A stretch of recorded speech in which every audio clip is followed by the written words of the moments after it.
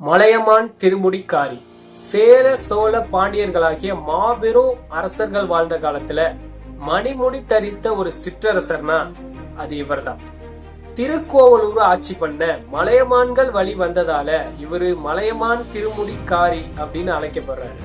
இவரு தன் நாட்டுக்காக மட்டும் இல்லாம தன்னை நாடி வரும் நட்பு நாடுகளுக்காகவும் போர் செஞ்சிருக்காரு. இவர் எந்த பக்கம் நிக்கிறாரோ அந்த பக்கம் வெற்றி நிச்சயமா கிடைச்சிருக்கு. இவர் இவ்வளவு போர் குணம் மிக்கவரா இருக்காரு. ஆனா எப்படி இவர் வள்ளல்னு அழைக்கப்படுறாரு அப்படின்றது, இவரு தன் நட்பு நாடுகளுக்காக போர் செய்யும் போது அவங்க பரிசா தரும் பொன்னையும் பொருளையும் தனக்காக வச்சுக்காம தன்னை நாடி வரும் மக்களுக்காகவும் பாணர்களுக்காகவும் தமிழை காக்கணும்ன்ற தமிழ் இலக்கியத்துக்காகவும் அள்ளி தர்றதுல வல்லமை கொண்டவரா இருந்திருக்காரு. இவரு அந்த வள்ளல் குணத்தினாலதான் இவரு கடையேழு வள்ளல்கள்ல ஒருவரா இருக்காரு.